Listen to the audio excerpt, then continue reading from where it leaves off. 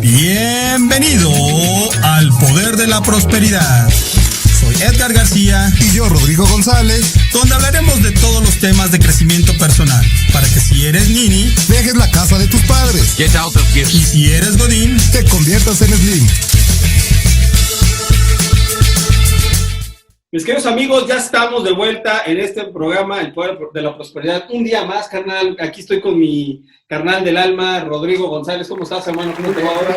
Gracias, con un tema buenísimo, medio polémico, pero a nuestro estilo, ¿no? Pues bastante polémico, hermano, porque el día de hoy vamos a hablar para toda nuestra gente que es empresario, amas de casa. Tenemos mucha gente de multinivel y últimamente se nos ha agregado mucha gente de latinos en Londres y latinos en Dinamarca. En Dinamarca tenemos una audiencia bastante fuerte. Entonces, para todos ellos hemos preparado este programa que se llama Tratado de Libre Comercio en México, obviamente, y la industria láctea. Y para eso tenemos a un magnífico hermano, conocido de muchísimos años, socio, no de mujeres, pero sí de negocios, y se llama Rodrigo Fernández, el tocayo tuyo. Qué bonito nombre tiene. Sí, ¿te enamoró su nombre, hermano? Qué bonito nombre. Vamos a hablar entonces del tratado comercial entre México, Estados Unidos y Canadá, relacionado con los lácteos. Relacionado con los lácteos. ¿Cómo estás, hermano? ¿Qué dices, Rodrigo? Bien, buenos días, qué bonita introducción, muchas gracias. ¿Te enamoraste también? Agradezco su invitación y un saludo a todo su auditorio. Mucho gusto, sus órdenes, ¿en qué puedo servirles? Pues mira, aquí algo muy interesante, vamos a empezar a hablar. Hay mucha gente que tiene dudas de si los tratados de libre comercio benefician, si perjudican. Y yo creo que y otros muchos mitos alrededor de los lácteos. Hemos traído un nutriólogo y un entrenador personal. Y mucha gente nos ha afirmado pues, que la proteína de la leche pues, es de las mejores para la salud, pero otra gente por ahí dice que no, que causa cáncer. Y que como modas, ¿no? Que no, la leche ahorita es malísima, dejen de tomar lácteos. Exactamente. Y se pone como de modita ahí en las redes sociales, entonces también tratar de averiguar si es cierto, si no, y si debemos consumir más leche. Así es.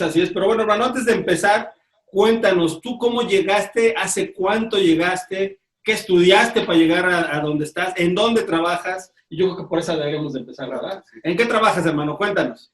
Pues mira, de hecho le comentaba fuera del aire ahorita a mi tocayo, que yo llevo 25 años trabajando aquí en el Consejo de Exportación de Leche de Estados Unidos. Prácticamente es la mitad de mi vida natural y profesionalmente he trabajado 27 años, 28 años casi en industria de alimentos. Claro. Yo estudié, no soy nutriólogo, no soy técnico en alimentos. Yo estudié comercio internacional aquí en la Ciudad de México. Aquí nací, soy chilango. Eso. Y yo empecé en esta industria de alimentos, pues prácticamente acabando la carrera, consiguiendo un trabajo, una compañía muy, muy grande en su tiempo. Esto era antes del Telecán, ya que hablamos del tratado. Sí. En el año del 92, 93, por ahí. Una empresa que se llamaba Grupo Quan, que hablando de emprendedores, de lo que es el tema de su programa, Grupo Quan es una compañía que en su momento fue la élite en México de los emprendedores. Ustedes tal vez se acuerdan de este hombre que ya falleció, José Luis González González. Él era el dueño de esta empresa. Él fundó el grupo de amigos de Fox. Recuerdan que Vicente Fox, antes de ser político, fue empresario en la Coca-Cola y todo esto. Claro. Este hombre, José Luis González y Vicente Fox, eran compañeros en el Grupo Quan y en la Coca-Cola. Total, este hombre, un emprendedor, un visionario, sin duda alguna, no Vicente Fox, el otro, su socio. Vicente Fox cuestionable, el otro señor visionario totalmente, ¿no? Bueno, yo creo que Vicente Fox como político, pues ya cada quien lo juzgará. Exactamente. Como un emprendedor y un visionario, digo, el simple hecho de haber sido el líder, de haber cambiado ese régimen político de aquellos años, y luchar ahí, tiene un lugar como un emprendedor, ¿no? Ya claro. Después, lo que pasó después es de historia, pero en aquel tiempo yo trabajé muy, muy joven. Este Grupo Quan que les mencionaba, en su tiempo eran los dueños, era el corporativo de helados Holanda, ok. de los restaurantes Helens. ¿Ustedes se acuerdan de los Helens? ¿Cómo no? Baluarte de aquí de satélite, ¿no? Así es, en aquel tiempo éramos jóvenes adolescentes, íbamos a Helens. También eran los de helados Bing de Guadalajara, Claro, Sí. claro. Que helados Bean también en su momento vino a romper el paradigma de los helados de México de mayor calidad. Claro. Si recuerdan ustedes, en nuestras edades, estamos en los 50 más o menos, 41, por favor. en el quinto piso, Exacto. yo en el quinto piso, en aquel tiempo la oferta de alimentos en México y de lácteos en particular era mucho más limitada, ¿no? Se limitaba a 3, 4 marcas a nivel nacional. Bambino, Holanda. Danesa. Y Danesa 33, de buenos amigos allá. Ahí tenemos los casquitos de fútbol americano, ¿se acuerdan? Que ahí te servían Que ahí se veían los helados. Exactamente, Bueno, exactamente. yo trabajé en esa empresa, Grupo Cuan, nada más 2 años, pero ahí aprendí mucho porque me tocó ver, ahí estaban formando amigos de Fox, fíjate. En la oficina que yo estaba trabajando, era un centro de capacitación aquí en Polanco. ¿Qué año era? ¿Qué año era, carnal? 93 más o menos. Ay, ¿desde cuándo? Antes O sea, ya de hace la entrada 20. del Tratado de Libre Comercio, Así que es. fue en el Antes del 94. Y en ese tiempo ya estaba formándose también, Fox ya estaba para candidato, ya era gobernador de Guanajuato, me parece. Pero se reunían ahí en ese edificio, en los jueves sociales llamaban ellos. Este hombre, el dueño de la empresa, José Luis González, invitaba a sus competidores a un jueves social, a ejecutivos de las empresas competidoras, Sí. de Grupo Lala, de Alpura, de Nestlé, etcétera. Y entonces un día invitó a la gente de Bimbo. Yo fui testigo de esto porque mi chamba era en aquel tiempo hacer los caballetes y pedir los hielos y los refrescos y los Así empezamos todos. Sí, no, de hecho era un jueves social en el que se juntaban los ejecutivos de alto nivel de estas empresas. Pensé que ibas a decir de alto pedorraje, pero no. Adelante, Más adelante. más o menos. Y entonces, en alguna ocasión, la gente de Bimbo, yo veía que empezó a ir muy seguido, ¿no? Cada jueves iba Bimbo, iban los Servitje, los dueños de la empresa, ¿eh? O sea, ese nivel de relación. Don Lorenzo, ¿no? Don Lorenzo andaba por ahí. Lorenzo y Daniel y Gustavo, así es, sus hijos, y no sé, la familia de Servitje. Y entonces un día llegué a trabajar después de esas reuniones, pasaron un par de meses, y llegué a trabajar y ahí nos juntaron a todos los empleados de ese centro de capacitación y nos avisaron que Bimbo acababa de comprar la compañía. Bimbo compró Grupo Cuan, fue de los primeros alianzas grandes de compras de alimentos. Sí. Y es que Bimbo, otra empresa de visionarios, sin lugar a duda, empezó a ver que venía el Tratado de Libre Comercio y había que fortalecerse, ¿no? Entonces, Claro. ese es un beneficio que el tratado trajo a las empresas mexicanas.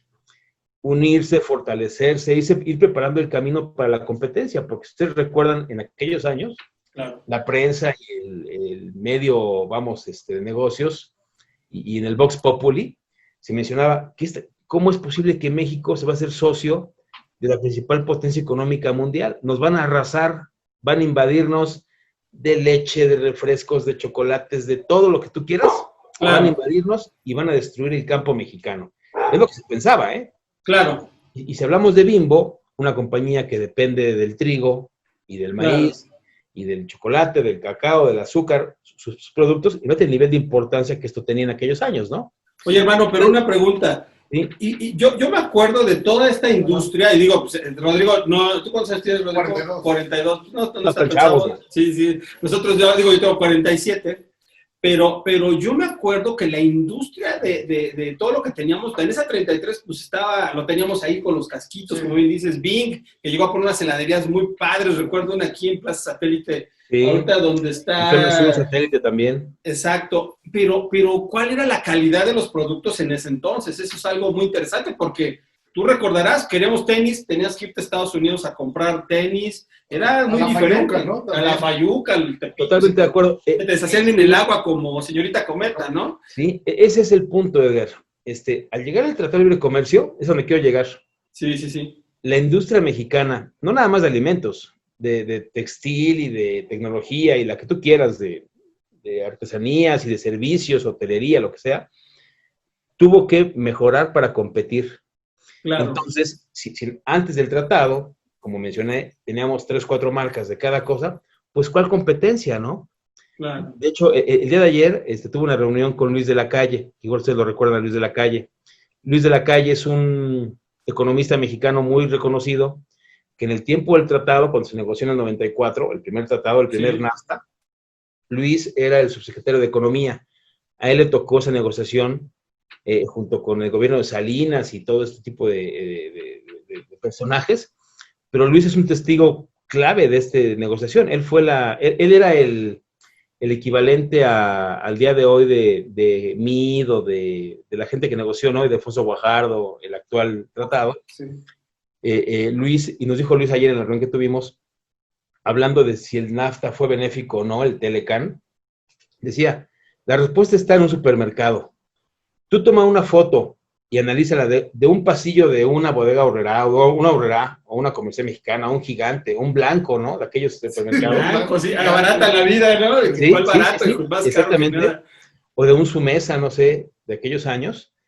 Tú toma una foto de la sección de lácteos. Tú veías un refrigerador chiquito de una marca con sus productos, de Danone, por ejemplo. Claro. 3 tipos de productos, 2, 3 sabores, una presentación nada más, se acabó, ¿eh? Luego un refrigerador de diferente forma, más grandote, más chiquito, más gordo, lo que tú quieras, más ancho, de Grupo Lala. También con 2 tipos de leche, entera y descremada. Sí. Y la crema, ¿no? Por ejemplo. Luego veías los quesos. Tenías 4 o 5 marcas de quesos y se acabó. Caperucita, La Villa, Nochebuena. Nochebuena. Creo Que son marcas que siguen ya en manos de otras compañías ahora, pero que en aquel tiempo eran compañías familiares, ¿eh? Sí. No eran compañías, parte de un corporativo, ¿no? Es lo que le pasó al Grupo Cuan. Una empresa familiar crece, viene el gran corporativo y la compra, ¿no? Claro. Es parte de la globalización, Edgar. Entonces, siguiendo mi ejemplo siguiendo mi ejemplo del supermercado, Sí. ahora veía un supermercado, el pasillo de lácteos, totalmente uniformado, refrigeradores propios de la tienda, y abres una puerta, o 2 puertas, o 10 puertas, y siguen los yogurts, ¿no? Sí, sí, sí. Sabores, empaques, para el Tamaños. cereal, Ajá. griego, no griego, con fruta, Sin azúcar. grande, chiquito, mediano, y tienes 10 marcas más los importados, Sí. ¿no? Claro. Entonces, ¿quién se benefició? ¿El consumidor? Claro. Fíjate que yo creo, hermano, que tienes toda la razón. Yo, por ejemplo, ahorita tenemos que ir, ya vamos a ir a un corte, pero antes de irnos, quisiera dejar sobre la mesa cómo era la industria láctea hace unos años, por ahí de los 70s, 80s, porque nos vamos a encontrar con que pues no es lo que muchos campesinos o mucha gente que le gusta jugar el rol de sufridos, pero sinceramente había muchas deficiencias, porque no nada más es tomar leche. ¿Qué calidad de leche se toma? ¿Qué calidad ¿Cómo se produce? ¿Cómo se produce? ¿Bajo qué conceptos? Entonces, si te parece bien, hermano, vamos a ir a un corte y cuando regresemos, platícanos de esto para que entonces ya podamos entrar en... ¿Cómo estaba la industria en Sí. los 70s, 80s? Los 70. Pues bueno, vamos a ir a un corte y volvemos.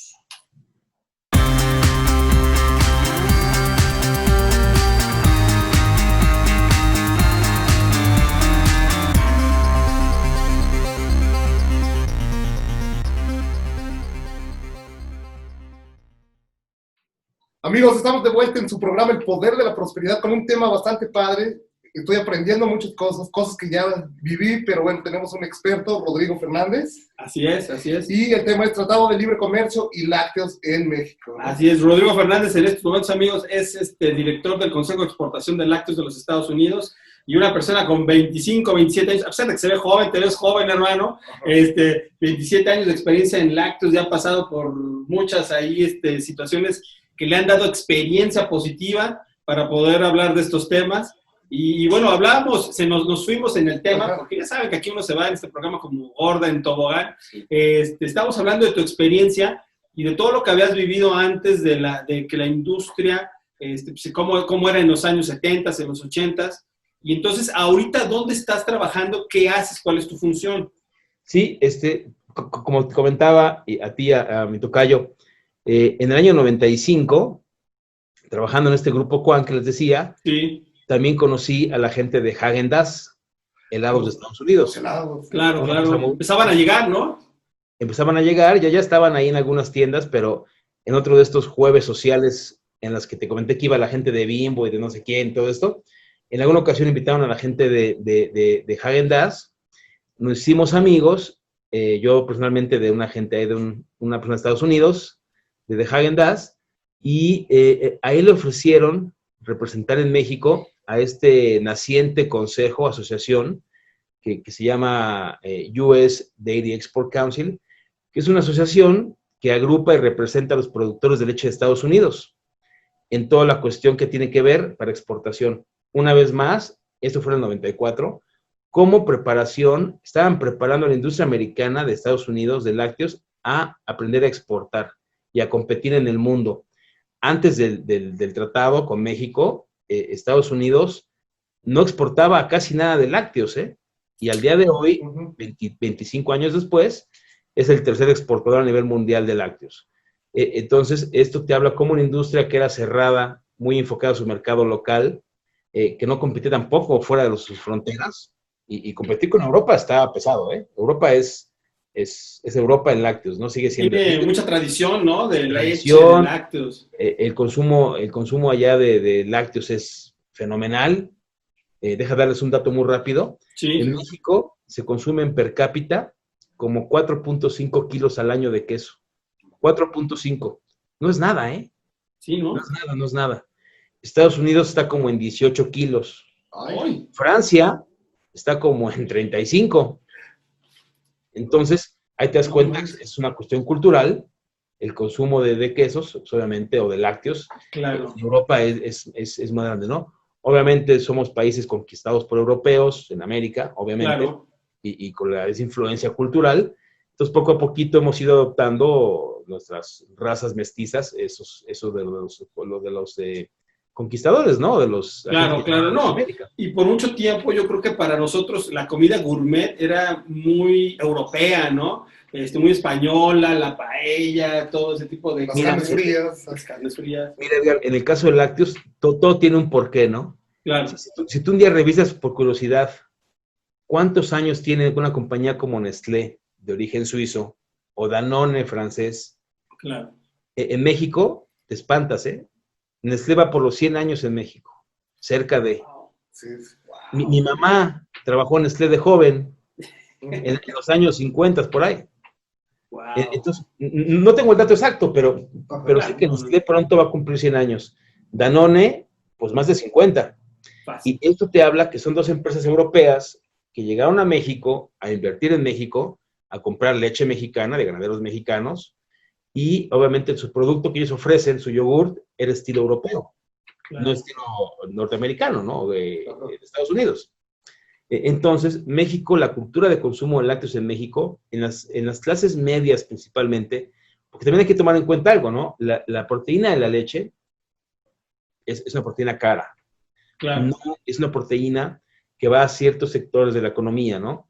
Es decir, una familia mexicana que tenga a lo mejor 3, 4 niños, o 3 hijitos, o como tú quieras llamarlo, y va al súper y 1 kilo de pechuga de pollo te cuesta, no sé exactamente, pero 80 pesos. Te va a pasar como, no sé quién le falló con el kilo de tortillas, creo que a Peña Nieto, ¿no? Algo así. A Calderón, no sé. Exacto. Pero ¿cuánto cuesta 1 kilo de queso? Claro. Igual. Claro. ¿Qué compras como ama de casa? ¿1 kilo de pollo o 1 kilo de queso? Pollo primero. Obvio, ¿no? El queso es un acompañamiento, el pollo es la comida principal, ¿no? El alimento principal. Entonces, a lo que voy es que el consumo de lácteos en México, y en el mundo, no más en México, está muy ligado al ingreso económico de las familias. No quiere decir que las clases más bajitas no consuman, también consumen, pero no al mismo ritmo, ¿no? Claro.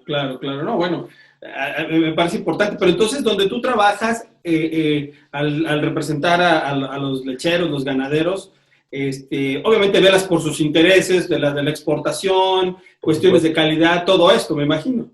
Sí, mira, el consejo está formado por 2 principales fuentes o está fondeado, quieres llamarlo así. Sí. En Estados Unidos, los productores de leche, todos, existe una ley en que el productor de leche, al momento de vender su leche al industrial, al que fabrica el queso, el yogur, la leche en polvo, etcétera, se le descuenta un pequeñito porcentaje, son centavos de dólar. Sí. Por cada 45 litros de leche, les quitan como 15 centavos de dólar. Eso se va a un fondo para todos. Sí, Y de ese fondo, el departamento de exportación de ese fondo somos nosotros, el Consejo de Exportación. claro. Tenemos oficinas en 11 países. Yo estoy a cargo de México y Centroamérica y República Dominicana, pero hay oficina en Brasil, que ve la parte de América Latina, de allá de Sudamérica. Hay oficinas en Asia, en Corea, en Japón, en China, en Vietnam, una más en el sureste asiático, allá en Tailandia. Sí, Entonces, nuestro trabajo principal, Edgar, es facilitar el comercio de lácteos entre nuestros socios, los lecheros de Estados Unidos, y con el mundo. Y la segunda fuente de ingreso, también trabajamos con una membresía, somos como una cámara sí, de industriales, que es de libre acceso, por supuesto, pero los socios del consejo son cerca de 130 empresas, que son los principales procesadores y productores y cooperativas lecheras de Estados Unidos. Entonces, nuestro trabajo, no vendemos nada, pero sí los ayudamos a ellos a que sean exitosos en el país donde estamos trabajando. Un ejemplo muy claro, una compañía de quesera en Wisconsin, por ejemplo, sí, o de yogurte en California, que quiere exportar a México, si es socio del consejo, paga una membresía, sí. tiene derecho a las actividades que hacemos cada año, ¿no? Ferias comerciales, información de mercado, contacto de negocios, todo lo que hacemos es puro cabildeo y lobbying. Y por otra parte también, aparte de la mercadotecnia genérica que apoyamos, los apoyamos en la cuestión regulatoria, que es realmente lo más complicado. Cada país es diferente, tiene leyes diferentes, etiquetados diferentes, y aquí nuestro trabajo es que ese exportador de Estados Unidos entienda y cumpla a cabalidad con la legislación del país donde quieres exportar. Claro. Y ahí viene ya la parte política que es muy, muy complicada. Claro, claro, claro. A mí me Tú surgió tienes una duda, hermano. A ver. una duda, ahorita estabas hablando que es un consejo y me parece muy interesante para poder vender en el mundo, ¿no? Y facilitar la cosa a los productores. ¿En Así México es. existe algo parecido a esto? No de lácteos. No de lácteos. No de lácteos, pero sí hay otros grupos importantes en México. De hecho, en su tiempo, creo que este gobierno actual no lo tiene como tal, pero existía un grupo de gobierno, una oficina que se llama ProMéxico. Por México, ¿cómo no? Muy eficientes, muy buenos, gente de primerísima calidad, que ellos, su chamba era muy similar, aunque era un ente de gobierno, ¿eh? Ajá. Pero también existe, por ejemplo, en México, asociaciones de exportadores de aguacate o de estas berries famosas, Claro. o estos productos agrícolas que también cuentan, o el tequila, que tiene su consejo regulador del tequila y consejo de promoción del tequila, que hacen ferias en todo el mundo y tiene oficinas en el mundo. Es muy similar, pero no de lácteos. De momento no hay de lácteos. Pero fíjate que aquí, antes de que vayas con tu pregunta, hermano, déjame decirte algo. Yo he trabajado con he trabajado con muchas de estas gentes de muchos países, europeos, americanos, y por ejemplo en Estados Unidos le tienen una devoción, o no devoción, pero están tan dedicados para que el negocio funcione, para que los exportadores vaya bien, que lo han dividido en lácteos, granos, Sí, perfectamente. carne, y entonces cada quien tiene gente como Rodrigo y todo su equipo que hace que a la hora de ir a exportar les vaya bien. Sí, facilitar el camino, ¿no? Claro, no he visto a nadie en el mundo que tenga ese dedicación y ese nivel para poder hacerlo. Déjame comentar aquí, Edgar, es importante, es una cuestión cultural, yo creo, que creo que debemos de aprenderle como mexicanos, latinos a Estados Unidos. Y para todos los emprendedores, escuchen esta parte, por favor. Así es, digo, como todos tenemos puntos negativos y positivos, pero si algo podemos resaltar de Estados Unidos, de su mentalidad empresarial, es su facilidad de asociación, trabajar como comunidad, mis respetos, Lo que tú comentabas es muy importante, Edgar.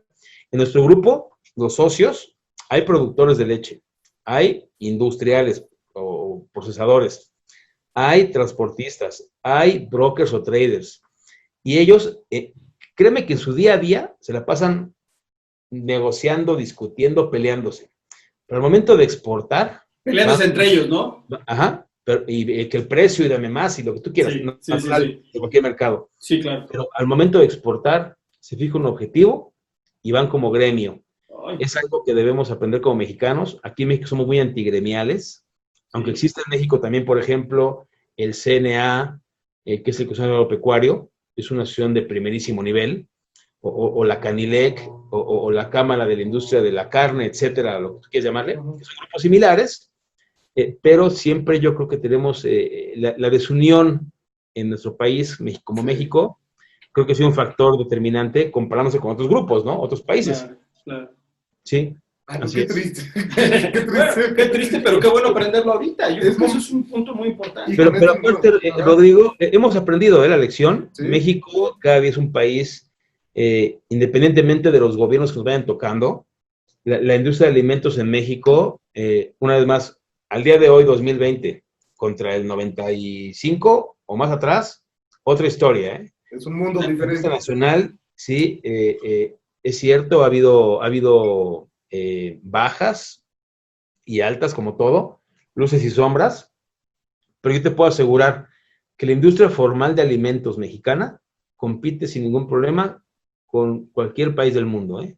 Y muchos no lo vemos. Muchos decimos, pues es que No lo apreciamos, Edgar. Sí, no lo apreciamos, es la palabra. Pero en México hay una base académica muy fuerte de estudiantes de ciencia de los alimentos, no únicamente en universidades privadas, de mucha categoría, como el TEC de Monterrey, o la Ibero, o la que tú quieras, el ITES, o la que tú quieras.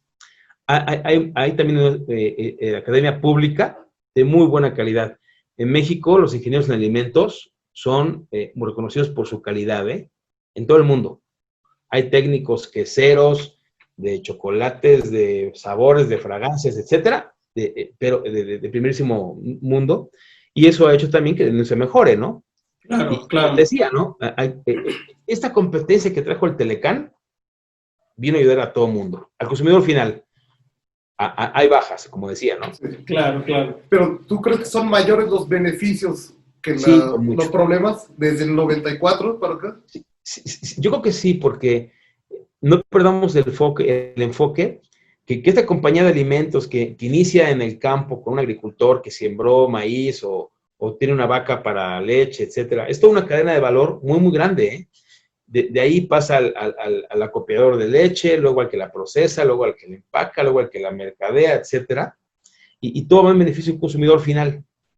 Y el tratado está enfocado para incrementar el ingreso económico de las familias en general, y para que el consumidor tenga el derecho de elegir lo que más le convenga y de acuerdo a su bolsillo.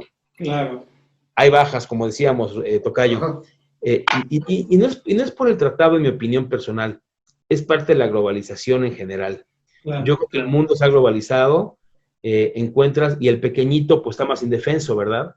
¿Qué puede hacer una granja lechera que tienes 10, 12 vacas contra y tu granja vecina es de 10,000 cabezas? No, Sí, bueno, sí, no hay forma. no hay mucho que Sí, no hay hacer. forma. Oigan, pero ¿qué les parece? Perdón, Rodrigo, ¿qué les parece si vamos a un corte primero y después nos agarramos a hablar de esto? Porque tú tienes unas preguntas ahí de cómo se han afectado los productores mexicanos, si es que es cierto que han sido afectados y qué beneficios han tenido, y eso nos va a ayudar como a comprender todavía más a todos los emprendedores qué hay que hacer cuando de repente empezamos a tener competencia en Pues nuestros mercados. ahorita ya nos mandó unos tips, ¿no? De cómo nos podríamos organizar para ser mejores, ¿no? Para poder exportar Totalmente. de forma Bueno, más eficiente. pues vamos a ir a un corte, amigos, y volvemos. Y pues bueno, alista tus preguntas. Sí, hermano, ya ¿eh? las tengo aquí. Órale, pues vamos a un corte y regresamos. Regresamos.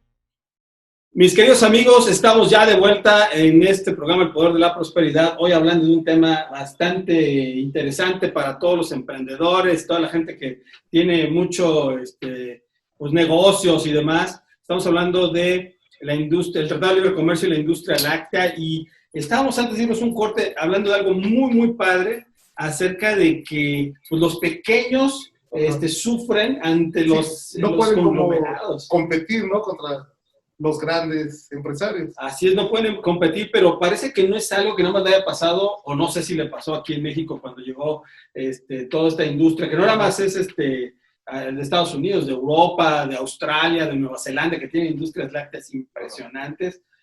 Recuerdo, hace no mucho, una persona decía que al ganado en Nueva Zelanda le ponían un chip, lo tenían localizado dentro de la granja, y también a la hora le ponían algo para que el animal la aventara abajo y lo analizaba a ver si estaba enfermo.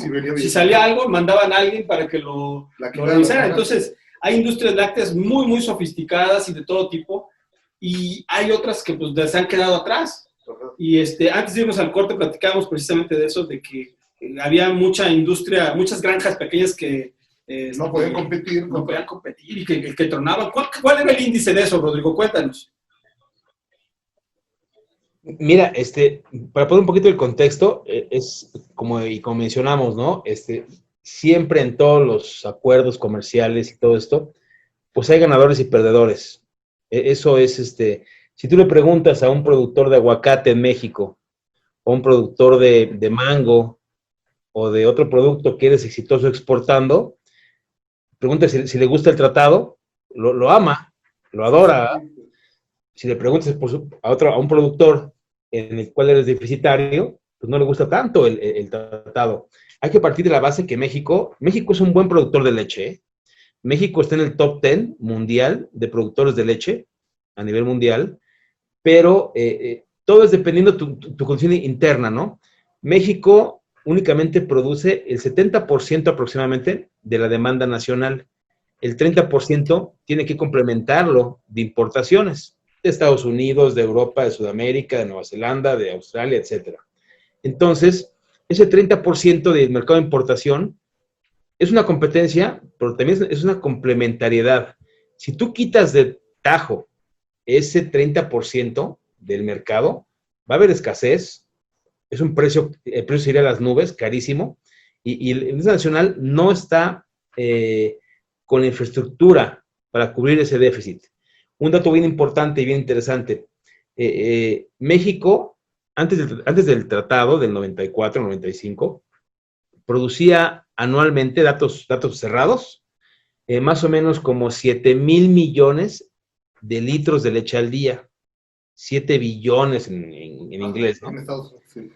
Ahora México produce, dices, bueno, vino el tratado, ¿qué te viene a la mente? Pues ahora producimos menos leche, ¿no?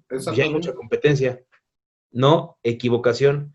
Ahora México produce cerca de más de 12,000 millones. Entonces, de 7 a 5 y hablamos de cantidades bestiales de leche. Sí. Entonces, aquí, ¿qué te dice esto? Que el tratado, a nivel país, no vino a perjudicar la industria lechera nacional. Como comentamos, hay pequeñas granjas que no se montaron, o el gobierno mexicano, o el americano, el que sea, no tuvo la habilidad de subir al tren de la modernidad a muchos pequeños productores. Eso pasa en todo el mundo, ¿eh? Y no es por el tratado, es por la globalización. La tecnología, las inversiones, y lo que te comentábamos, ¿no? Una empresa pequeñita, ¿cómo compites con ese gran conglomerado mundial que tiene capacitación, tecnología, innovación, todo el dinero del mundo para competir? ¿Cómo les compites de una manera eficiente? Es muy complicado, lo sé. Pero hay compañías pequeñas que también han sido beneficiadas, ¿eh? Porque también, ¿qué pasa? Al haber más competencia y más variedades, hay mayor consumo para todos. Es decir, que el nivel del agua subió para todos, no nada más para los importados, ¿eh? Un dato interesante, hace 30 años, el nivel del déficit en México era el mismo del 30% de ahorita. El déficit no ha cambiado. Lo que sí cambió fue el nivel de consumo. Ahora en México se consume más leche, hay más información, más yogur, más lácteos, más variedades, más oferta de producto, en beneficio de todos. Pero sí, reconocemos que en ese cambio tan globalizado, que en México, el mundo cambió en 25 años de una manera tremenda, por supuesto que hay pequeños productores que se vieron ahí, tuvieron que cerrar, ¿no? O han cerrado, lo cual es muy, muy, muy triste y bueno, así es la vida, ¿no? Otra cosa importante, ¿eh? El cambio generacional. En México, más del 90% de las lecherías, de las granjas lecheras, son empresas familiares pequeñas. ¿Qué pasa cuando el abuelo o el papá que creó esa granja, que trabajó tan fuerte para tener su granja estable, tuvo 3 hijos, pero ¿qué crees? Que el hijo no le gusta la granja, ¿no? Y migra a las ciudades, porque ahí tiene un futuro y viene la tecnología y quiere ser ingeniero en computación. Sí. El otro hijo quiere ser arquitecto. y la niña se casó con un señor que vive en otra ciudad que es licenciado, ¿verdad? Sí. ¿Quién va a manejar esa granja? Si el cambio generacional, nos hacemos viejos, el abuelo ya no está, el papá le falta la fuerza, el papá dice, ya cumplí 60 años, ya trabajé 30 años toda mi vida en la granja. Pues ya no, ¿verdad? A vender, no hay de otra. A vender o a cerrar. Y tristemente para el sector agrícola, agropecuario, se pierde una unidad de producción, ¿no? Pero eso pasa en todo el mundo.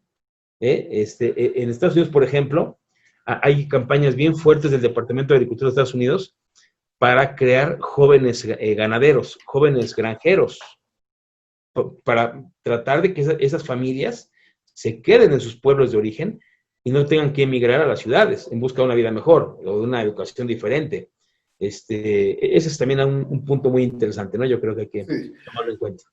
Y, por ejemplo, yo creo que tú puedes quitarnos mitos, no sé si sea mito o verdad, porque yo encontré un dato que decía que México tenía la menor productividad de leche por vaca en el mundo. Que, por ejemplo, aquí en México se producían 13 litros o 12 litros, mientras que en el mundo eran 30 litros por vaca. Sí, ¿Sí es cierto? Lo que pasa aquí es que al momento tú de extrapolar toda la población, es lo que pasa, ¿no? Pero una vez más, en México, en la Laguna, por ejemplo, o en zonas del Bajío, en Querétaro, en Guanajuato, en Aguascalientes, encuentras una cantidad importante de granjas lecheras grandes, con niveles de producción iguales que en California, o que en Alemania, o que en Nueva Zelanda, etc. ¿En serio? ¿Con ese nivel tan grande? Sí, por supuesto. ¿Y con esa calidad? Sí, por supuesto, Edgar. Lo que pasa es que en México es un porcentaje pequeño de esas granjas. Como te decía, el otro 85%, lo que sea, son granjas familiares muy pequeñitas, en las que la innovación, la tecnología, la genética, calidad de alimento del ganado, todo aquí juega, ¿no? Hay que también tomar en cuenta que México, el 60% de la tierra del agro es una zona árida. Aquí incluimos, hay que tener en cuenta disponibilidad de suelos, de agua, de pastos, genética del ganado. Es una cantidad tremenda de variables, ¿no? Factores, sí. Déjame darte un ejemplo. Nueva Zelanda, son 4 millones de habitantes. México, somos 120 millones de habitantes. Sí. Ellos producen 20,000 millones de litros de leche al año. México, 12,000. ¿Cómo es posible que Nueva Zelanda, que es una isla allá en Oceanía, que cabe, no está Veracruz, en ese espacio, Veracruz, por ejemplo, ¿cómo es posible que ese país tan pequeño produzca más leche que México? Bueno, cada quien sus condiciones, ahí solo Dios es el culpable, ¿no? En Nueva Zelanda, el ganado normalmente es alimentado a base de pastoreo. Por su clima y su disponibilidad de agua y suelos, tienen ellos pastos verdes todo el año. México, como te decía, 60% es árido, ¿no? Sí. En México y Estados Unidos también, la alimentación del ganado es a base de granos forrajeros, de alfalfa y de soya, etcétera. Entonces, son diferentes condiciones, ¿no? Oye, pero para el ganado parece ser que el pastoreo y todo eso le hace mucho mejor, ¿no? En cuestión de calidad de la leche. Pues yo he escuchado ambas versiones, Edgar. Sí. También es cierto que Nueva Zelanda en los últimos años ya no es el Nueva Zelanda de antes, ¿no? El uso tan fuerte e intensivo de los suelos paga la factura, ¿no?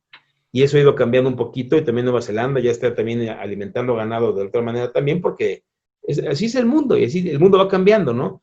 Y es un negocio que lo rige la oferta y la demanda. Tienes que producir a un precio eficiente para ir al mercado doméstico o exportación en un precio competitivo. Y si no lo eres competitivo, vas a desaparecer, ¿no? Sí, te mueres. Claro. Oye, pero algo muy interesante en todo esto, si ya los pequeños productores pues tienen eso, también los grandes conglomerados han traído tecnología que a esta gente le puede servir. Yo me acuerdo hace muchos años, nosotros le vendíamos papas a Sabritas, aunque usted no lo crea, cuando Sabritas estaba corto en su producción, importaba desde una planta que nosotros la representábamos aquí en México y le vendíamos papas, pero entendí cómo funcionaba. Sabritas le daba a los pequeños productores, les enseñaba, los capacitaba, les enseñaba incluso de finanzas y entonces les daba dinero por adelantado por la cosecha. le ponía tecnología, gente y todo eso, y le daba la oportunidad de que el agricultor lo trabajara. Tenían un seguro, incluso les enseñaban esa cultura de tener seguros para que no, pues en caso de que hubiera inundación, bronca y demás, venga. Sería interesante que mucha gente, lecheros, agricultores y demás, entraran en esa dinámica para que pudiera entonces el campo crecer. Entonces yo creo que en lugar de estar pensando el gobierno en iniciativas, pues patito, de que vamos a ayudar al campo, vamos a darles tecnología, vamos a darles conocimiento, para que la gente pueda defender si no esté dependiendo de la chichi del gobierno, ¿no? Claro, mira, y aquí la cosa importante, hace te comentaba, fue al aire con Rodrigo de los subsidios. Sí. Por supuesto que hay subsidios, pero no únicamente en Estados Unidos, en todo el mundo hay subsidios. Claro. La diferencia es el tamaño de la tesorería, obviamente, ¿no? No es lo mismo la tesorería de México que la de Estados Unidos o la de Argentina o la de Guatemala, ¿verdad? O El Salvador, o de Canadá, etcétera. Entonces, pues existe la OMC, Organización Mundial del Comercio, que trata de regir y de regular que los subsidios no afecten a donde vas a exportar.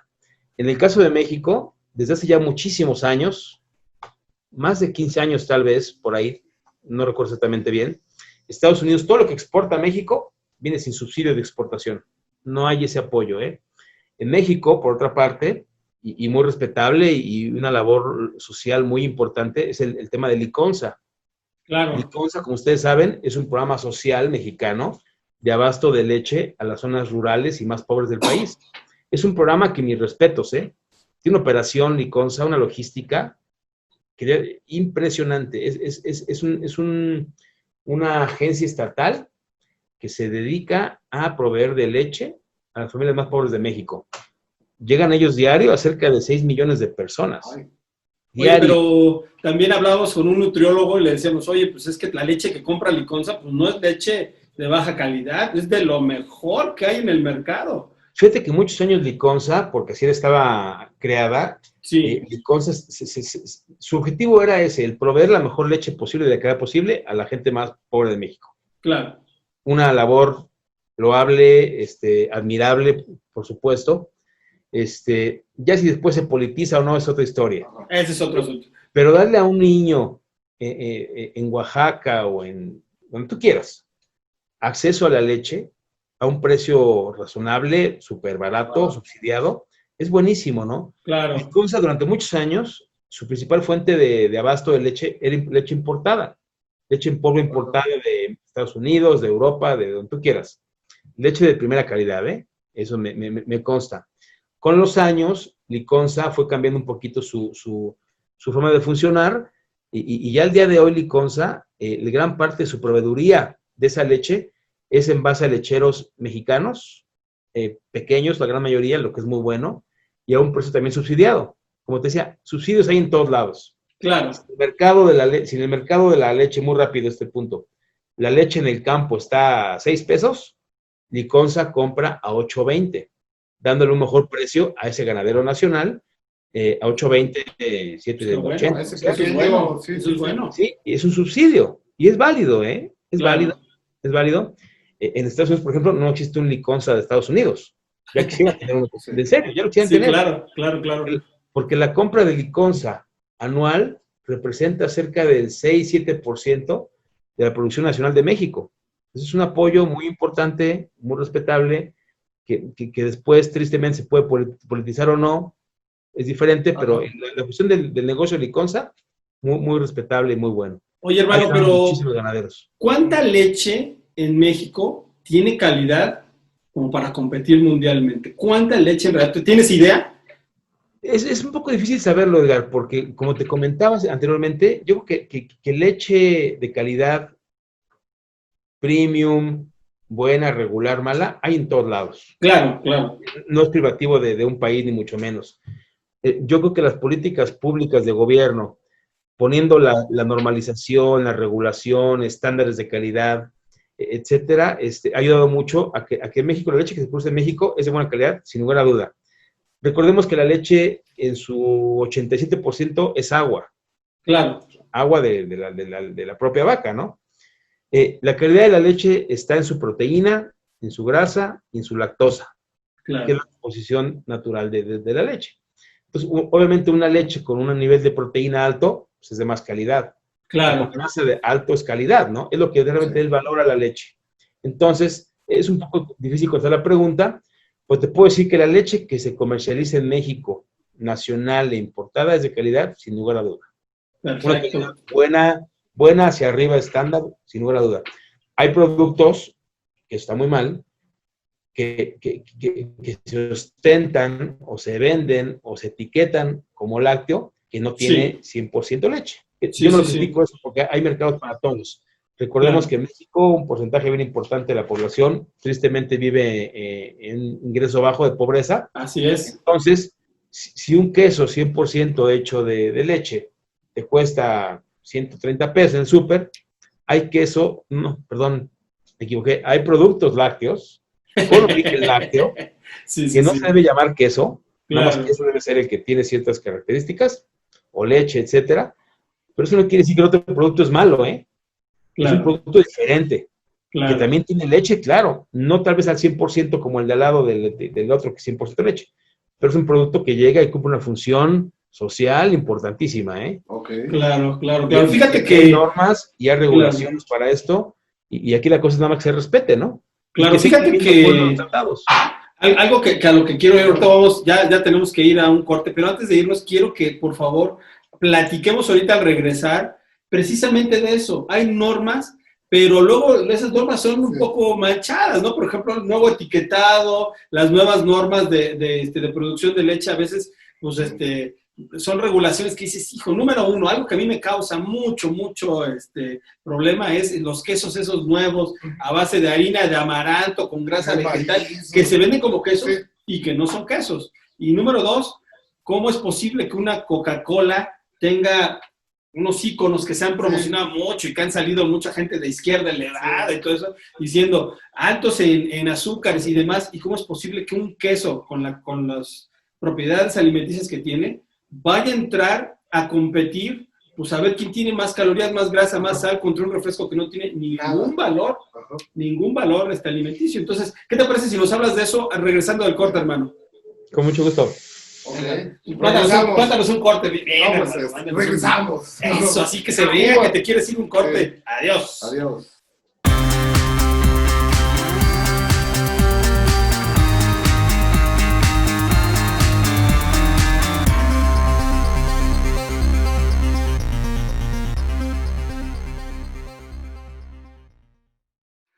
Amigos, estamos de vuelta en su programa El Poder de la Prosperidad con un tema que está padrísimo. Se están derribando ciertos mitos sobre los lácteos mexicanos, sobre la importación y exportación de lácteos. Tenemos un experto y ahorita ¿de qué vamos a hablar? Pues vamos a hablar acerca de los etiquetados, los valores nutrimentales, todas las cosas que se han dicho y que no son ciertas. Por ejemplo, a mí me parece que toda esa gente que vende el campo mexicano como pobrecito, pues no se han topado con Lala, que ha comprado industrias, plantas enteras y negocios en Estados Unidos y en otras partes del mundo. Y pues a veces decimos, nuestro campo pobrecito. Yo creo que, amigos, como todo, uno debe de capacitarse, debe de instruirse. Fíjate que para mí, yo después de analizar un poquito Lala, pues empezó como una empresa regional ahí en La Laguna.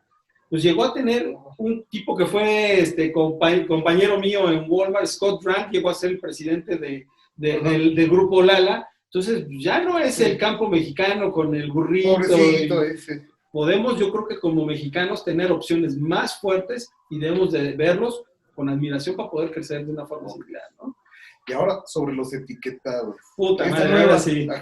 ¿Qué nos puedes decir de los etiquetados? ¿Cómo le afecta al lácteo?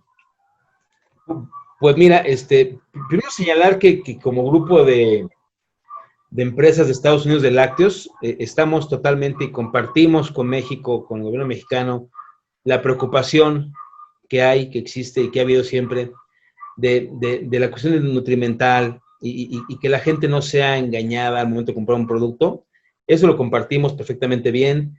Lo que no nos parece bien, como consejo, de manera general, una crítica constructiva puede llamarse, no creemos que la implementación está siendo la correcta, y te voy a comentar ahorita por qué. Por supuesto que compartimos, como decía, esta preocupación del gobierno. de que los alimentos procesados juegan un papel importantísimo en la nutrición de los mexicanos, por supuesto.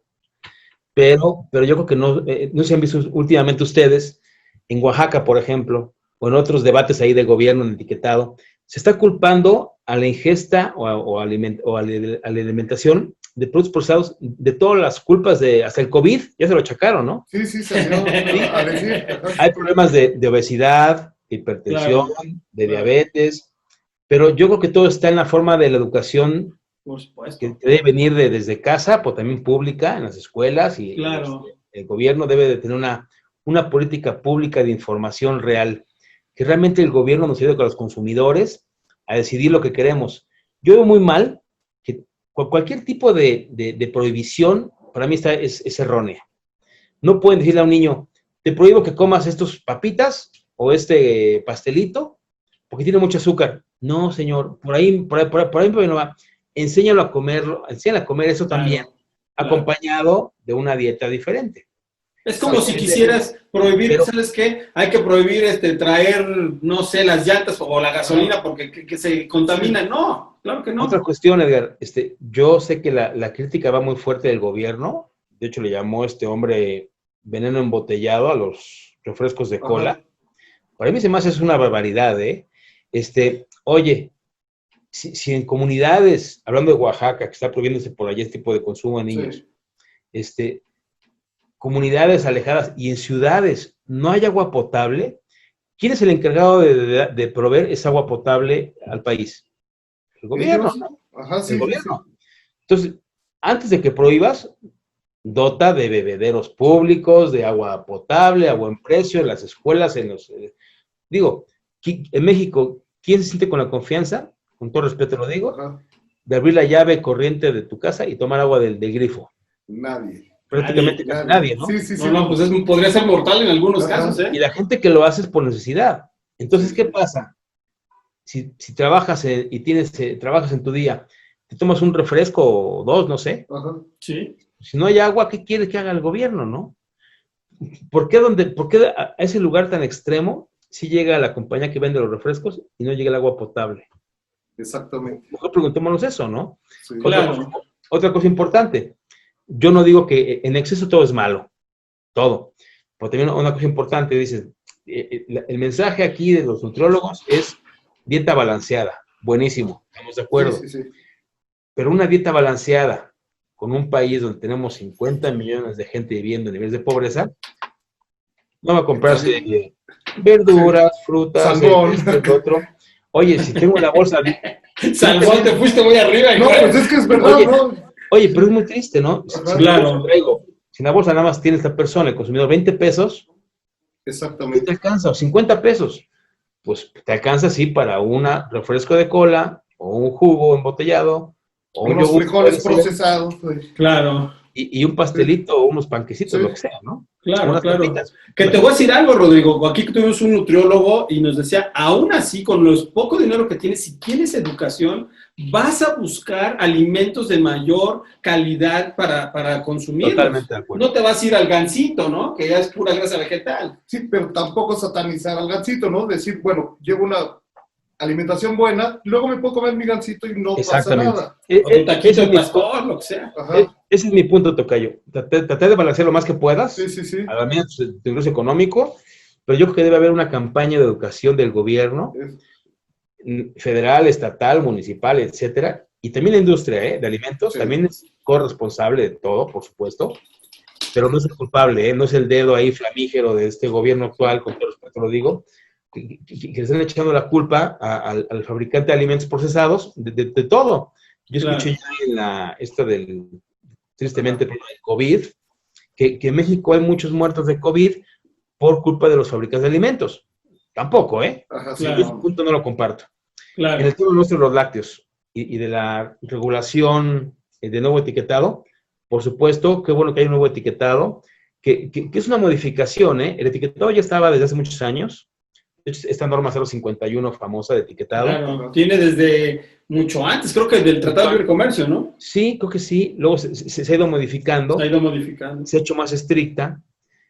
Actualmente están estos pequeños íconos abajo de la etiqueta. Negros, ¿no? Están así como en negro, fatalista. Es el que entra en vigor pronto. Actualmente Ajá. sigue rigiendo Es correcto. Ahorita tiene ventanitas, sí, el cierto. anterior. Esas ventanitas chiquitas que te habla de calorías, de sodio, etcétera. Otra pregunta aquí con todo respeto a los estudios. ¿Qué consumidor regular entiende eso? No, Nadie. pues no, mira, yo te voy a Sí. decir algo. Yo llevo tantos años, 25, 27 años, casi igual que tú trabajando en industria de lácteos, y de repente digo, cabrón, ¿esto qué ¿Qué dice, significa? no? Sí, Ajá. pues sí. ¿O cuántos debo Totalmente. tomar o qué? Ajá. Dice sodio. ¿Qué es el sodio? ¿Es bueno o es malo? ¿O qué? Sí, Sí. exactamente. Entonces, este nuevo etiquetado, como yo les mencionaba, aplica a todos los alimentos procesados empacados que van a ser para venta directa al consumidor, no aplica a granel, no aplica a los mercados de restaurantes, etcétera, ¿no? Claro. Simplemente para el consumidor que va al supermercado o al abarrote, a la tienda de esquina, ahí se aplica esta norma, que qué bueno que esté, ¿eh? Lo que no me gusta, a mí de manera personal y de manera de como consejo, es la implementación. Esta norma se debatió muchísimo, ¿eh? Y hubo mucha gente a favor, en contra, etcétera. Cada quien puso argumentos. Creo que la industria presentó de alimentos mucha información atrás de esto, mucha investigación. Hay ciencia también atrás de esto. Y creo que el gobierno escuchó más a otras partes, pero bueno, es historia y es una cosa juzgada. La norma ya entra en operación pronto. Ya hay muchos productos en el mercado, Sí, ya ya con la empiezan a nueva. salir. Sí, porque a raíz del 1 de diciembre hubo ahí una extensión de un mes de tiempo. Ya deben estar los productos con sus son 5 octágonos que van a estar. Y existe una norma, una tabla. Si tu producto rebasa ese límite que se dice ahí, te toca sello, ¿no? Claro. Obviamente aquí la idea del gobierno es que mientras más sellos tengas, pues el consumidor diga, ay, este producto mejor no le entro tan seguido, ¿no? Ajá. Pero una vez más, repito, no quiere decir que si tienes un sello o 2 o 3, ¿verdad? Claro que puedes consumirlo con responsabilidad y moderación, nada más. Claro. Porque por otra parte, tenemos un mercado informal gigantesco en el que todos los mexicanos nos encantan, todos consumimos Sí. taquitos en la esquina, sopes, garnachas, Papitas tlayudas, fritas en la calle. Sí. y es parte de la cultura y bienvenido, ¿eh? Pero y ahí no hay regulación, Claro, ahí pues no es hay la límite. informalidad. Ahí no hay un límite que digan, ponle tanto aceite al comal, ¿verdad? ¿No? Ajá. ¿No? Grasa de, ¿cómo se Sí. llama? Manteca de cerdo, ¿no? Que sabe muy rico, pero que sí es muy dañino. Y aparte, una cosa muy importante de la inocuidad, ¿no? Claro, claro. Nos encanta comer a todos, me incluyo, por supuesto, fanático de los tacos de la esquina, pero siempre estamos arriesgando ahí a la cuestión de salud todos, ¿no?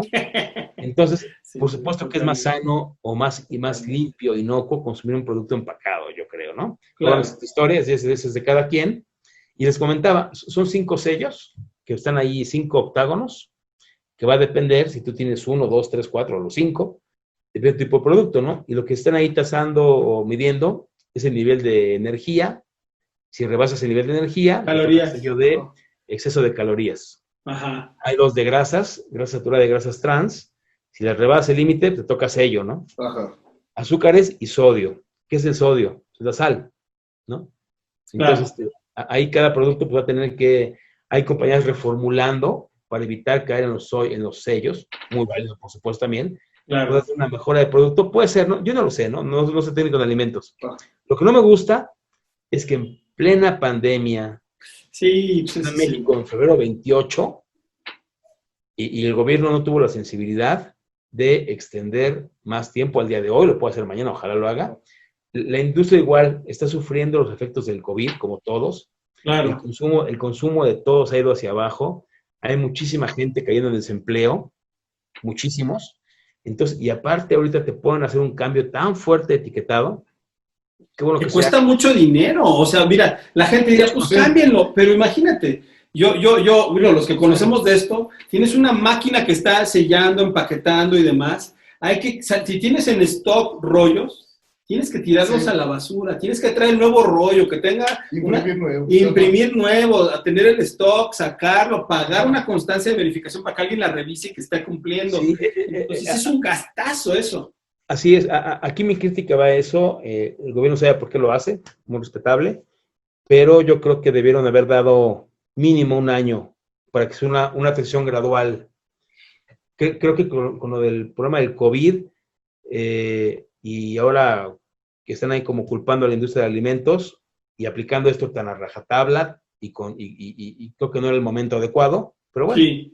se sugirió, no nada más nosotros, muchas industrias que participamos en las reuniones de la norma 051. Y cámaras, el otro día estaba viendo Y Canadá, la cámaras. Unión Europea y Estados Unidos estaban Así es. reclamando, ¿no? Y fabricantes de alimentos de todo tipo pedimos extensión de tiempo por cuestión del COVID, como te decía, Ajá. ventas bajas y viene ese gasto tan tremendo que menciona Edgar. Sí, sí. No se me hizo a mí muy sensible de parte del gobierno. Creo que es parte de su retórica de buscar un culpable para muchas cosas. No a los alimentos, por supuesto, pero bueno. Y sobre todo, hermano, te voy a decir algo. ¿Sabes quién se lleva la peor parte? Sí. Los chiquitos, lo mismo que dijimos hace Sí. rato. Ah, La sí. gente que no tiene dinero ahorita, que pues, tú cerraron 3, 4 meses, que no hay dinero, ay, métele dinero al empaquetado, porque si no se te cierra el changarro, ya no puedes vender. Te multan, te inmovilizan y te fuiste a la goma. Pero ¿qué pasó en Estados Unidos cuando se prohibió el alcohol? Se creó un mercado negro, ¿no? Exactamente, También exactamente. puede pasar eso. Pues mira, ya tenemos un mercado negro, que es el mercado de la garnacha, hijo, ahí no viene Exactamente. etiquetado. Y ahí seguiré comiendo lo mismo, pero sin información. Exacto. Y entonces, yo creo como nos dijo Memo, ¿te acuerdas? Dijo, Sí. no se trata de etiquetar, se trata de educar a la gente en qué se está comiendo. Ese es el verdadero baluarte que un gobierno debe tener, no nada más sino Sí. todos. Tú vas a Francia y como nos decía Rodrigo, la gente come 35 kilos al año, se me hace un chingo, Sí, es muchísimo. muchísimo. Pero lo más interesante es que no están pasados de peso. ¿Por qué? Porque la gente tiene cultura de cómo debe comer, en qué porciones debe comer. Exactamente, ¿no? O de caminar, de hacer ejercicio. Es un conjunto de variables, ¿no? Educación es el gobierno, regulación, educación en casa, por supuesto, y también criterio de cada persona, ¿verdad? Claro. Una vez más, ¿no? Aquí la economía juega un papel, como lo mencionamos, ¿no? Tristemente hay mucha gente con su ingreso no es suficiente y pues o recorres a esas garnachitas de la esquina, muy ricas, o a un pastelito empacado, lo que tú quieras llamarlo, pero pues ¿cómo vas a llegar con ese nivel de ingreso a comprarte lechuga, arándanos,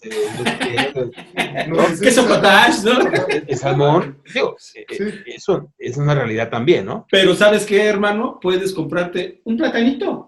No compres la penca, pues igual no te alcanza, pero sí, un platanito y te va a dar potasio, te va a dar azúcares no refinados, bla, bla, Por bla, eso como aquí barba de Sí, gil, sí, sí. ¿no? Por eso aquí, Edgar, si me permites el comercial, Sí, consuman sí. lácteos, Claro. Lo más que puedan de lácteos también. Claro. Es el alimento por naturaleza, yo creo que, puta, ¿no? Muy, muy saludable. Leche, yogur, quesos, etcétera, es buenísimo para la salud. Fíjate que mucha gente dice, es que causa cáncer por los antibióticos, por las hormonas. Creo que la industria láctea, como ya lo hemos mencionado, hermano, se ha ido modernizando tanto que al día de hoy ya la mayoría no utiliza esas cosas. O sea, ya muchos tienen, incluso llegan a las granjas, antes de que se haga un queso, aquí en México, en Estados Unidos, que eso es una de las ventajas también. Le ha dado mucho nivel a los lácteos nacionales el tener la competencia. Pero llega y hacen un test y le dice, ¿sabes qué? Viene con demasiadas hormonas o medicina, va para atrás, no está, se rechaza en la leche. No es de que, ay, me lo dieron y no sé. Y yo sin cuestionar, no lo acepto. Exactamente. Sí. Todas las empresas de calidad tienen unos estándares impresionantes, impresionantes. No es nada más de que vinieron y me vendieron veneno. Hay ciencia, hay tecnología, hay muchas cosas detrás que a veces ignoramos, y por eso quisimos hacer este programa, para que la gente sepa qué está pasando, cómo puedes aún así consumir productos de forma segura. Obviamente, a veces la gente dice, voy a tomar queso de rancho porque es más bueno, tenemos malamente esa cultura, pero es un riesgo, porque ese queso de rancho tú no sabes el proceso que tuvo, no hay una estandarización de los procesos, es un riesgo. Muy bueno, muy sabroso, la verdad, pero también corres tus riesgos, ¿no? ¿Cómo ves, hermano? No, muy bien, excelente.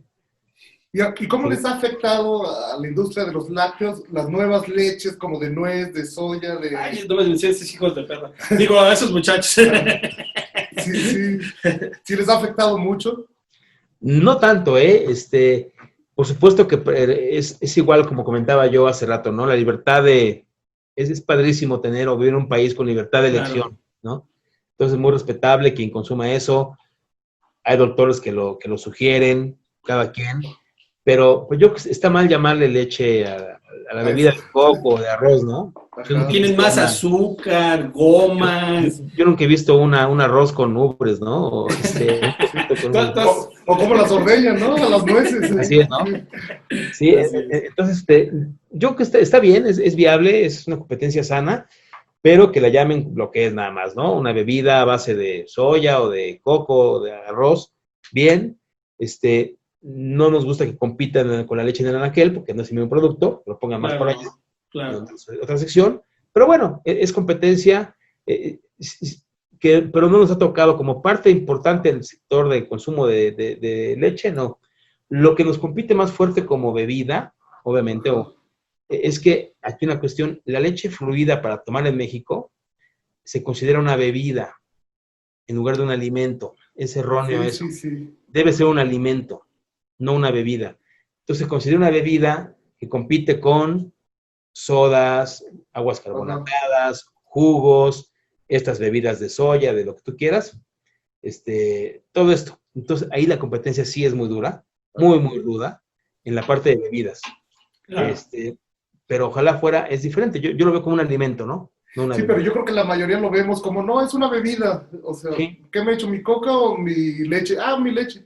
Pero Sí. no, son cosas completamente diferentes, productos Totalmente diferentes. Uno es un alimento Totalmente. y el otro es una bebida. Claro, Así es. y fíjate que respecto a este tipo de leches, y nuestro nutriólogo, que era un chavo muy joven, 24, 25 años tiene Memo, nos decía de una forma muy fresca, ¿sabes qué?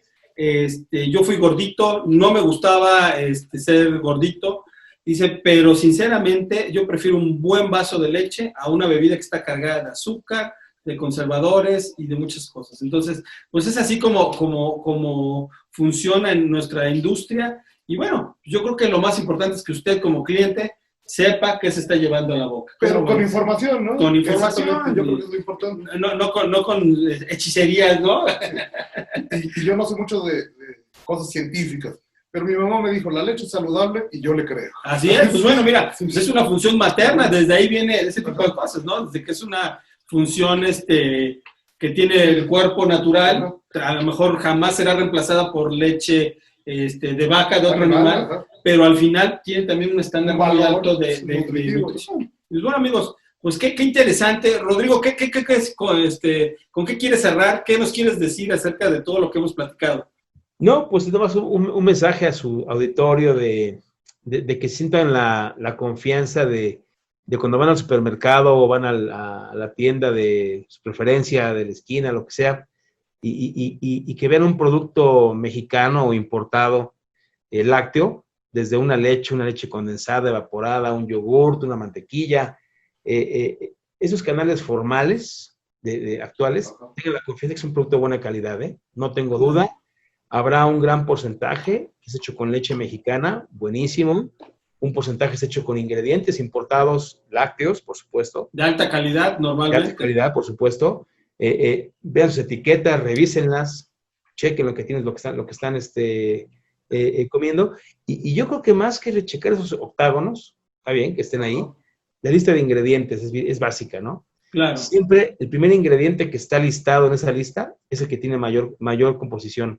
Relevancia. No hay alimentos malos ni buenos, hay alimentos diferentes para mercados diferentes y por supuesto en nuestro caso particular pues yo promuevo el consumo de lácteos de Estados Unidos, en México. Claro. También si ven un producto lácteo americano, existía por muchos años esa concepción errónea, queso de Estados Unidos, queso amarillo para hamburguesa, ¿no? Queso clásico. Sí. Totalmente equivocado. Estados Unidos exporta a México cerca de 40 variedades de queso natural, 100% de leche. ¿En volumen cuánto es con lo que exporta Estados Unidos a México anual? De quesos, 95,000 toneladas. Nada, ¿en leche en polvo? Como 320,000 más o menos. Toneladas Lo anuales. que pasa es que México, estamos hablando de un país de 120 millones de habitantes, ¿no? Claro. Somos un país muy grande, con una industria y comercio muy fluido, muy grande. Entonces, cuando pones esto ya per cápita son cantidades pequeñas, pero sí se escucha grande. México importa cada año cerca de 800,000 toneladas de lácteos para complementar esa demanda que les comentaba del 30%, ¿no? Ajá. Claro. Entonces, como mensaje final, yo creo y reitero mi mensaje, consuman lácteos en los mercados formales, son más seguros, más inocuos, pero tampoco demerito esos mercados informales públicos, el del domingo, el tianguis. También hay productos de muy buena calidad, ¿eh? O sea, por supuesto. Hay buenos y malos, todo está en el precio, yo creo, ¿no? Y no ser engañados por la etiqueta nada más, ¿no? Claro que sí. Claro Pagar que lo sí, justo por lo que estás comprando, ¿no? E informarnos qué diablos estamos comiendo. Mira, yo creo que si gastamos a veces en otras cosas, pues una revistita que nos enseñe un poquito, ya googlearlo, güey, ya no es cuestión ya no es tan difícil el acceso a la información. Googlearlo, hombre, pues con eso tenemos. Tú, hermano, ¿con qué te vas? Pues agradeciendo al invitado porque derribó varios mitos que teníamos, bueno, por lo menos yo tenía ahí unas lagunas, unas cosas muy grandes, y gracias a esta plática, bueno, ya borró esas ignorancias. Entonces, bueno. Sí, agradezco este tipo de invitados y espero que los que nos escuchan también agradezcan a estos expertos. Así es, amigos, pues muchas gracias, Rodrigo, hermano, gracias. 25 años de conocernos o más, el otro día estaba haciendo cuentas, la verdad es que es muy bueno. Y saber que eres un profesional, experto en el tema, te considero experto. Yo lo quiero para diputado, pero no se quiere lanzar. Entonces, pues, mis queridos amigos, pues gracias. Este ha sido su programa de hoy para que ustedes puedan entender cómo funciona todos los mercados. Creo que hemos recibido una buena cátedra, ¿no? Y que tomen decisiones en torno a esta información, ¿no? Así es. Pues bueno, amigos, se ha acabado el tiempo. Les mandamos un abrazo. Gracias por sintonizarnos y adiós. Gracias. Gracias, México, por acompañarnos. Esto fue El Poder de la Prosperidad. Sígueme en mis redes sociales, Edgar García Autor, en Facebook e Instagram. Los esperamos el próximo lunes a partir de las 10 de la mañana para juntos platicar, reír y aprender.